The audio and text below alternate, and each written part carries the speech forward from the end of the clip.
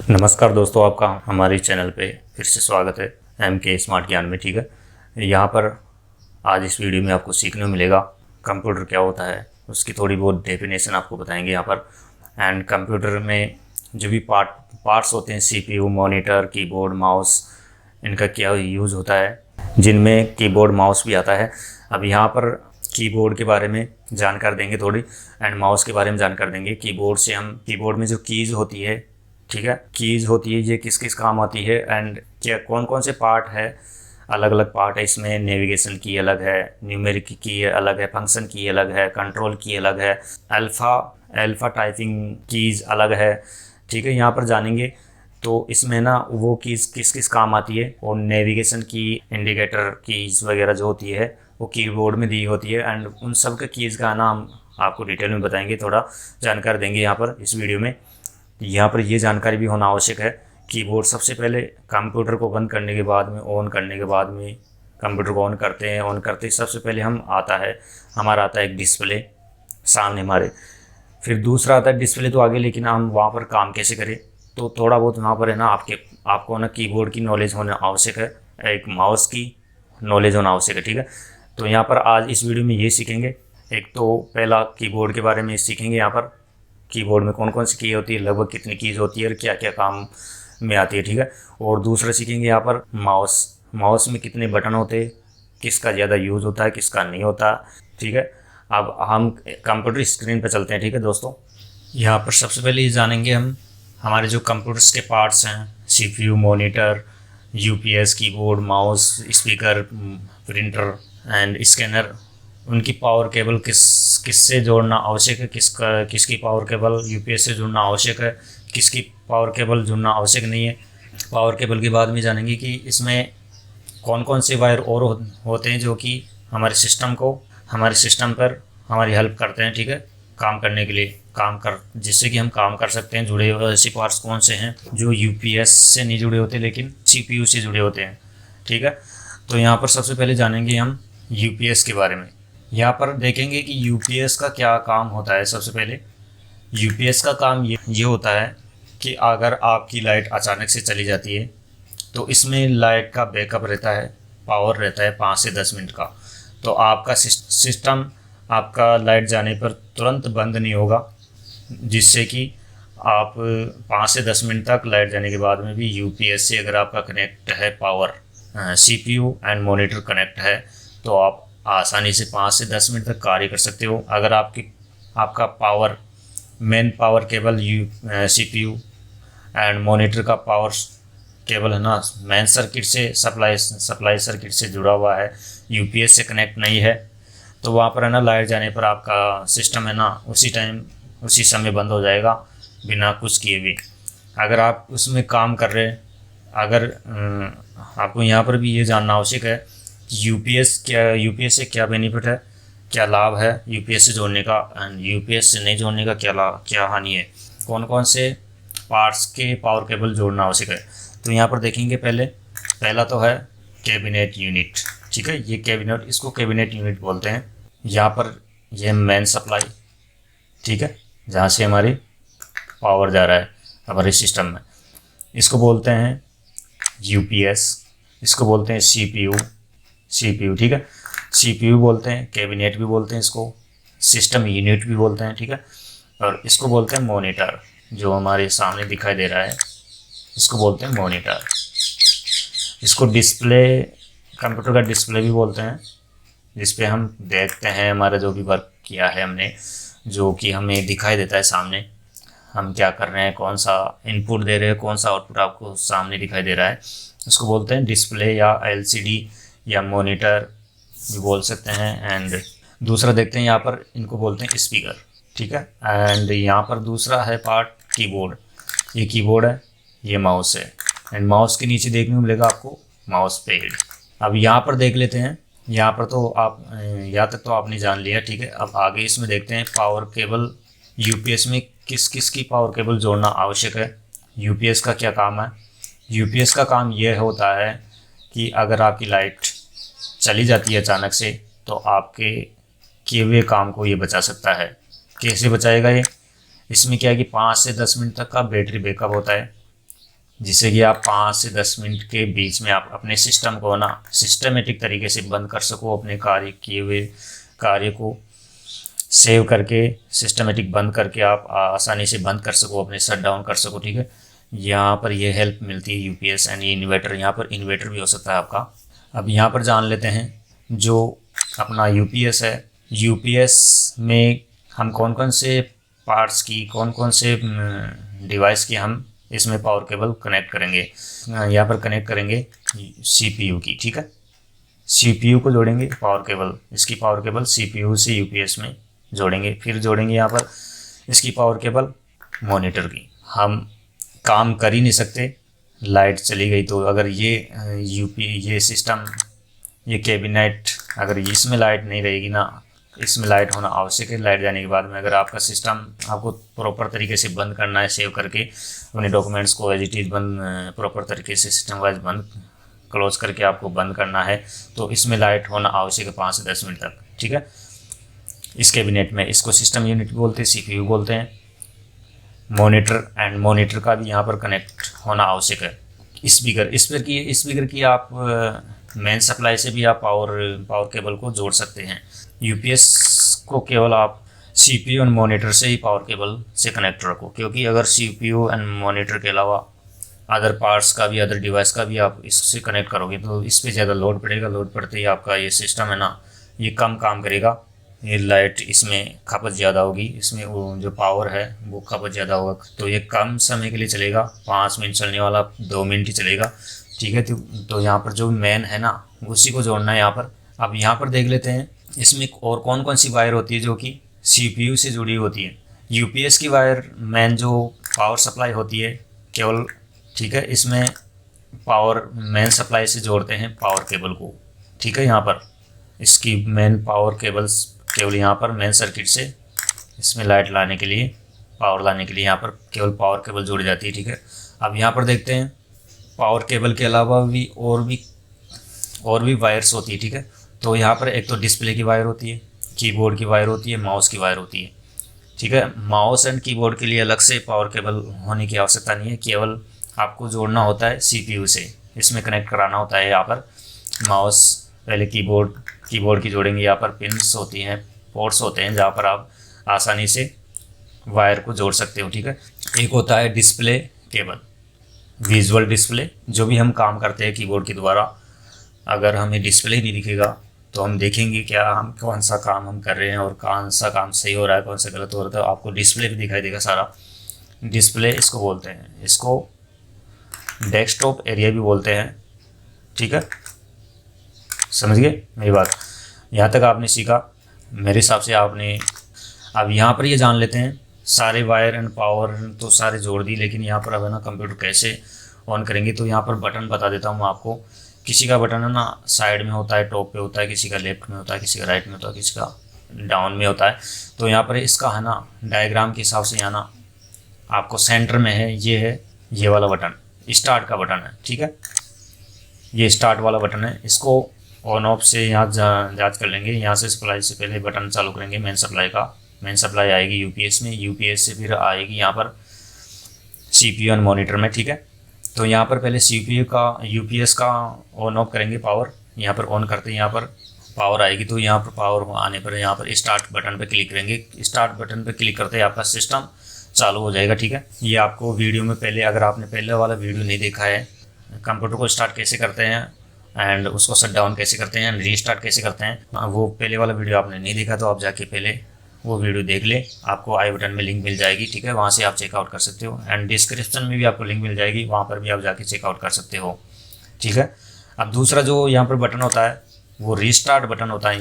यहाँ से भी आप डायरेक्ट कंप्यूटर सिस्टम में डिस्प्ले पे नहीं जाके, आप अगर आपका डिस्प्ले वर्क नहीं कर रहा है या कौन सी कंडीशन में रीस्टार्ट करना है। यहाँ पर अगर आपका डिस्प्ले हैंग हो रखा है, अब वहाँ पर कुछ ओपन नहीं हो रहा है बहुत कुछ कोशिश करने के बाद में भी, ठीक है, तो यहाँ पर है ना हम क्या करेंगे, इस वाले बटन से रीस्टार्ट कर देंगे।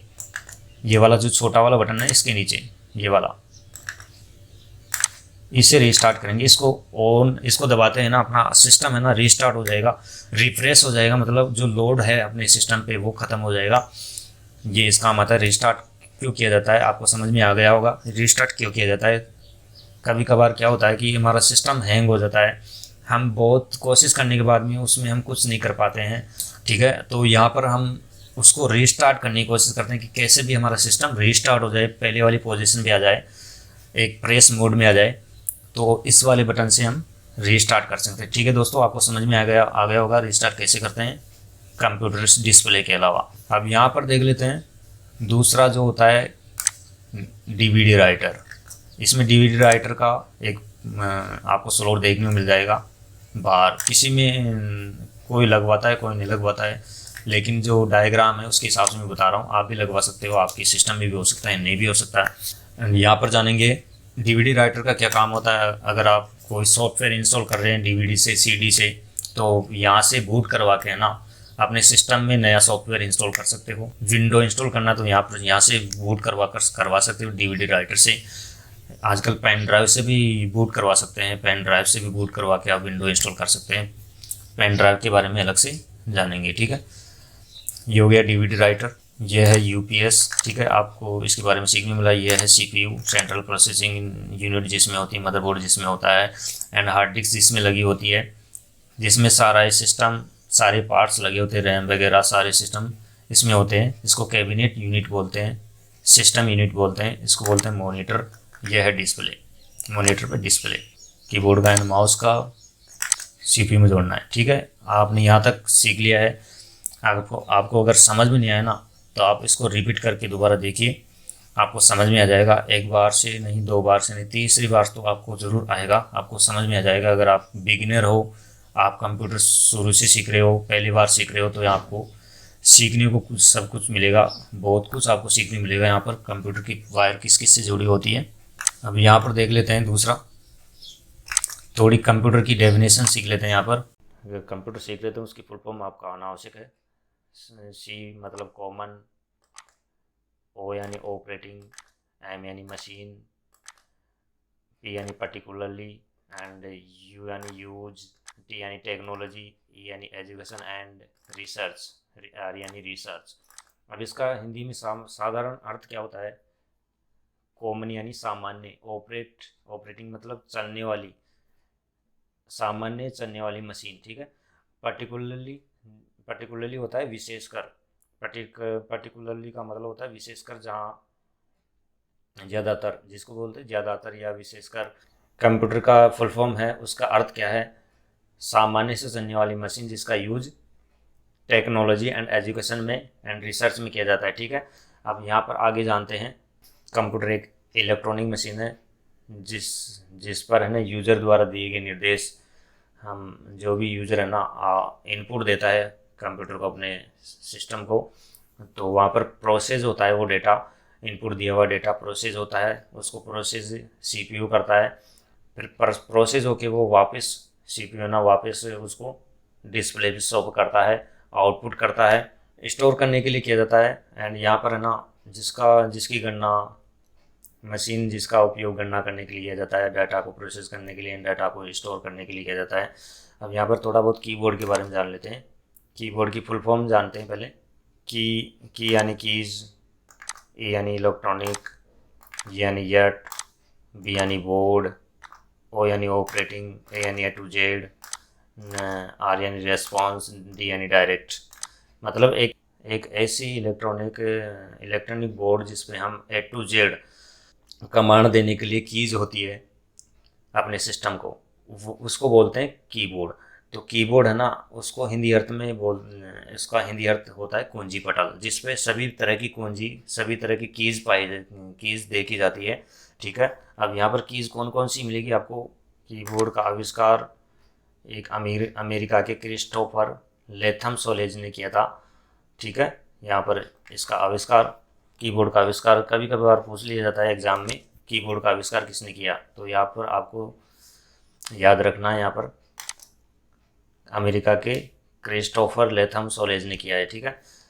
अब यहाँ पर जान लेते हैं कीबोर्ड्स के कीज़ के बारे में थोड़ा बहुत, ठीक है, जिससे कि हमें हेल्प मिल सके।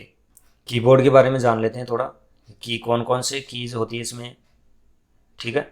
तो यहाँ पर सबसे पहले जो यहाँ पर कॉर्नर में है ना, ये वाला, इसको क्या बोलते हैं, एस्केप कीज़ बोलते हैं। एस्केप कीज़ किसके काम आती है? अगर आप कोई आपका आप कहीं पे आपके एस्केप कीज़ काम आती है बैक आने का। अगर आप बैक आना चाहते हो किसी को ओपन करने के, फाइल ओपन करने के बाद आप अगर बैक आना चाहते हो तो वहाँ से आप बैक इस कीज़ से ना, इस कीज़ से आप बैक आ सकते हो डायरेक्ट, ठीक है। एस्केप की देखने को मिलेगी ये। अब यहाँ पर जान लेते हैं जो ये ऊपर ही ऊपर कीज़ है इनको क्या बोलते हैं, कौन सी कीज़ बोलती है, कौन सी कीज़ बोलते हैं इनको? फंक्शन कीज़, फंक्शन कीज़, ठीक है। यहाँ पे याद रखना आप इनको क्या बोलते हैं, सबको फंक्शन कीज़। ये कहाँ से कहाँ तक होती है? F1 से F12 तक होती है, ठीक है। यहाँ पर ये F1 से F12 तक होती है। F1, F2, F3, F4, F5, F6, F9, F12। अब यहाँ पर ये कीज़ किस काम आती है ना, फंक्शंस को चालू करने के लिए। जैसे आप कोई सॉफ्टवेयर में काम कर रहे हैं तो यहाँ पर है ना ये फंक्शन कीज़ उसमें ज़्यादातर काम आती है। जैसे टेली हो गया एंड अदर जो अकाउंटिंग सॉफ्टवेयर है उसमें ज़्यादातर ये काम आती है। तो वहाँ पर जब हम सॉफ्टवेयर सीखेंगे ना वहाँ पर इसका यूज़ बताएंगे, ठीक है। एक्सेल में, ऑफिस में भी आती है कीज़, ठीक है, वहाँ पर भी आपको बताएंगे इनका। अब यहाँ पर जान लेते हैं दूसरी कीज़ के बारे में। फंक्शन यहाँ पर एस्केप हो गया, फंक्शन कीज़ हो गई, ठीक है। अब यहाँ पर जान लेते हैं जो ये वाली की, ये वाला उस एरिया है ना, ये वाला एरिया, यहाँ पर जो ये वाली कीज़ है ना, ये वाली यहाँ तक, इनको नंबर कीज़ बोलते हैं। नंबर मतलब 1 2 3 4 5 6 8 9 तक यहाँ पर कीज़ होती है जिनको बोलते हैं नंबर कीज़। यहाँ पर है ना जो @ हैज़ वगैरह एंड डॉलर्स वगैरह जो भी इंडिकेट, इनको दो दो बार यूज़ में ले सकते हैं। एक तो शिफ्ट के साथ यूज़ में ले सकते हैं, शिफ्ट के साथ कौन सा आपके सामने डिस्प्ले पे शो होगा, एंड शिफ्ट के अलावा अगर आप यूज़ में लेते हो तो 1 2 3 4 5 6 7 ये नंबर की काम में आएगी। और इसके अलावा अगर शिफ्ट के साथ, यहाँ पर शिफ्ट कौन सा है, ये वाला बटन शिफ्ट का है। अब ये शिफ्ट किस काम आता है ना, अगर किसी कीज़ को हम, जैसे इन नंबर कीज़ पे डबल डबल कीज़ इंडिकेट हो रखी है तो यहाँ पर है ना जो ऊपर वाली कीज़ है ना वो शिफ्ट के साथ काम आएगी। शिफ्ट के साथ जो ऊपर वाली यहाँ पर इंडिकेट हो रखी है ना, ये वाली 1 के ऊपर अलग से की दे रखी है, 2 के ऊपर अलग से @ दे रखा है, 3 के ऊपर हैज़ दे रखा है, एंड 4 के ऊपर डॉलर का चिन्ह दे रखा है, 5 के ऊपर परसेंटेज का चिन्ह दे रखा है। तो ये कैसे काम मिलेंगे, हम शिफ्ट के साथ, शिफ्ट प्लस इनको 1 2 3 जो नंबर कीज़ हैं इनको दबाएंगे। जैसे डॉलर दबाना है तो वो मुझे शिफ्ट +4 दबाना पड़ेगा, 4 वाला बटन यहाँ दबाना पड़ेगा तो डॉलर आपके सामने कीज़ का शो हो जाएगी, वो डॉलर वाला ऑप्शन, ठीक है। शिफ्ट का काम ये होता है। अब यहाँ पर सीख लेते हैं दोस्तों दूसरी कीज़ के बारे में। टाइपिंग कीज़ कौन सी है, जो ये वाली कीज़ है ना, ये सब टाइपिंग कीज़ बोलते हैं, इनको सबको टाइपिंग की बोलते हैं। ये टाइपिंग कीज़ कौन कौन सी होती है, जैसे ABCD वगैरह, ABCD है ना, AX ABCDEFG वगैरह जो भी अल्फ़ाबेट कीज़ है उनको बोलते हैं। और साथ में कैप्स लॉक, शिफ्ट आपने जान लिया। यहाँ पर ये वाला बटन शिफ्ट है, शिफ्ट किस काम आता है आपको ये मैं बता दिया, ठीक है। कि एक कीज़ से दो काम होता है तो वहाँ पर शिफ्ट के साथ हम उसका यूज़ ले सकते हैं। एंड कंट्रोल, ये कंट्रोल कीज़ है, ये विंडोज़ कीज़ है, एंड ये ऑल्ट कीज़ है, ठीक है। यहाँ पर आगे सीखेंगे, यहाँ पर भी ऑल्ट कीज़ देखने को मिलेगी, ये विंडो कीज़ देखने को मिलेगी, कंट्रोल कीज़ देखने को मिलेगी। ये सब है ना कीज़ अल्फ़ा टाइपिंग कीज़, इनको अल्फ़ा टाइपिंग कीज़ बोलते हैं, इनको अल्फ़ा टाइपिंग कीज़ बोलते हैं, ठीक है। इन सबको यहाँ पर अल्फ़ा कीज़ जान ली आपने, फंक्शन की जानी, नंबर की जानी, एंड एस्केप की जानी यहाँ पर, ठीक है। अब यहाँ पर इस वाले पार्ट को क्या बोलते हैं, नेविगेशन की, ठीक है। नेविगेशन की होती है कंट्रोल करने के लिए अपने डॉक्यूमेंट्स को। हम जैसे कोई भी टाइपिंग कर रहे हैं कीबोर्ड में यूजेज ले रहे हैं, जैसे होम हो गया, एंड हो गया, पेज अप हो गया, पेज डाउन हो गया। जैसे हम डिलीट हो गया एंड इंसर्ट हो गया, यहाँ पर इंसर्ट हो गया, डिलीट हो गया, होम हो गया, एंड हो गया, पेज डाउन हो गया। यहाँ पर ये सब कीज़ क्या होती है, नेविगेशन कीज़, कंट्रोल, जिससे कि हम अपने सिस्टम को कंट्रोल कर सकते हैं इन कीज़ से, ठीक है। यहाँ पर अब यहाँ पर जान लेते हैं दूसरे पार्ट्स के बारे में कीबोर्ड में। यहाँ पर मैं केवल बेसिक बता रहा हूँ आपको, ये कीज़ कौन कौन सी कीज़ होती है, इनसे क्या क्या हम यूज ले सकते हैं, ठीक है। यहाँ पर तो आगे है ना पूरा एक कीबोर्ड के बारे में एक अलग से वीडियो होगा, वहाँ पर जानेंगे। यहाँ पर केवल बेसिक बताएंगे, यहाँ पर वीडियो ज़्यादा लंबा हो जाएगा, इसलिए यहाँ पर इतना बेसिक ही बताएंगे। यहाँ पर आज ये वाली नंबर कीज होती है, और ये वाला पार्ट होता है ना राइट वाला, ये न्यूमेरिक कीपैड होता है। न्यूमेरिक मतलब एक तरह का कैलकुलेटर कह सकते हैं। यहाँ पर एक कैलकुलेटर होता है ना, उसमें जो कीज़ होती है 1 2 3 4 5 6 7 8 9 10, वो न्यूमेरिक कीपैड होता है, ठीक है। यहाँ पर कीबोर्ड के टाइप का ये कीबोर्ड ही, इसको कैलकुलेटर ही बोल सकते हैं। यहाँ पर इस वाली कीज़ को बोलते हैं अप एरो, इसको बोलते हैं डाउन एरो, इसको बोलते हैं राइट एरो की, यहाँ बोलते हैं लेफ्ट एरो की। ये किस काम आती है, अगर आपको ऊपर जाना है तो अप वाली की से जाएंगे, एंड लेफ्ट में जाना तो लेफ्ट वाली की से जाएंगे, एंड राइट में जाना है तो राइट वाली, एंड डाउन में नीचे जाना है तो डाउन वाली की से जाएंगे नीचे। किसी प्रोग्राम में अब अगर आपको ऊपर जाना है, नीचे जाना है, लेफ्ट में जाना है, राइट में जाना है, ठीक है। तो ये ऐसे नेविगेशन कीज होती है कंट्रोल करने के लिए, ठीक है। यहाँ पर अब यहाँ पर हो गया कीबोर्ड के बारे में। अब थोड़ा बहुत हम माउस के बारे में जान लेते हैं यहाँ पर। अब यहाँ पर माउस के बारे में जानने से पहले हम माउस का थोड़ा फुल फॉर्म जान लेते हैं यहाँ पर। तो माउस है ना, माउस का फुल फॉर्म क्या है, MANE मैनुअली, O यानी ऑपरेटिंग, U यानी यूटिलिटी, S यानी सेलेक्टिंग, E यानी इक्विपमेंट, ठीक है। यहाँ पर फुल फॉर्म होगी manually operated utility for selecting equipments. इसका मतलब होता है मैनुअल रूप से संचालित उपयोगिता चयन उपकरण, जिससे कि हम अपने हाथ से मैनुअल किसको बोलते हैं, आप अपनी मर्जी से कहीं भी उसको चला सके, अपनी मर्जी से हम अपने हाथ से उसको हैंडल कर सके, ठीक है। उसको बोलते हैं मैनुअल तरीके से। अब यहाँ पर है ना माउस में ये देखेंगे कौन कौन से बटन होते हैं, इसमें 3 बटन होते हैं। अब यहाँ पर इन बटनों का क्या काम होता है ये भी जान लेते हैं। यहाँ पर जो लेफ्ट में होता है ना बटन, ये वाला, इसको प्राइमरी बटन बोलते हैं, और जो राइट में जो बटन होता है माउस का, इसको सेकेंडरी बटन मानते हैं। ये वाला है ना स्क्रॉल बटन, ऊपर नीचे, जैसे आपको एक टायर नुमा होता है, उसको घुमाना होता है तो वो ऊपर नीचे करने के लिए, ठीक है, इस काम आता है ऊपर नीचे करने के लिए। इस किसी माउस में होता है साइड बटन, तो इसका कोई ऐसा उपयोग, इसका वैसे उपयोग ज़्यादा नहीं होता यहाँ पर। तो यहाँ पर आपने जाना माउस में 3 बटन होते हैं।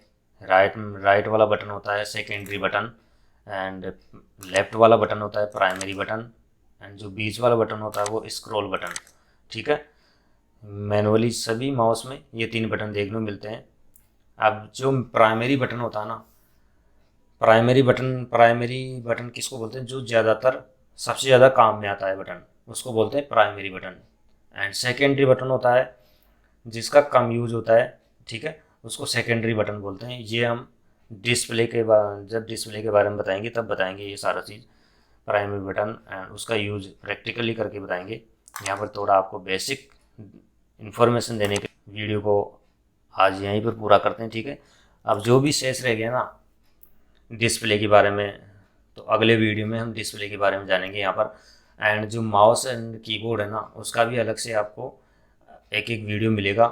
केवल यहाँ पर बेसिक इन्फॉर्मेशन देना था इनके बारे में। आपको बेसिक इन्फॉर्मेशन भी पता होना चाहिए।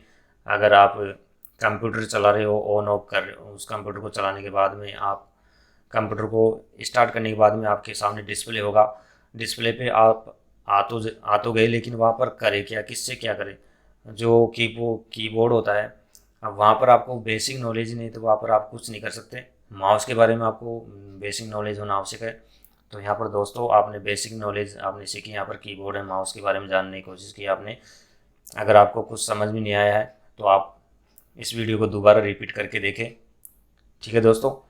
अभी आगे है ना, जो आगे वीडियो आएगा, नेक्स्ट वीडियो आएगा, वहाँ पर आपको टोटली डिस्प्ले के बारे में आपको सीखने मिलेगा। डिस्प्ले में हम क्या क्या कर सकते हैं, उस पर कौन कौन से ऐसे फीचर है जिसको हम जानने की कोशिश करेंगे, ठीक है दोस्तों। अगर आपके मन में कुछ कन्फ्यूज़न है, डाउट्स है, तो आप मुझे कमेंट करके ज़रूर पूछिए। आपके मन में कोई क्वेश्चन पुटअप हो रहा है तो आप भी वो क्वेश्चन भी आप कमेंट सेक्शन में जाके कमेंट कर सकते हैं। आप जहाँ आपका जानने का हक है, आपको सीखने का पूरा हक है यहाँ पर। एंड यहाँ पर विश्राम यहीं पे विराम देते हैं। आज का वीडियो यहीं पर पूरा करते हैं, ठीक है। अब फिर नेक्स्ट वीडियो में फिर मिलेंगे।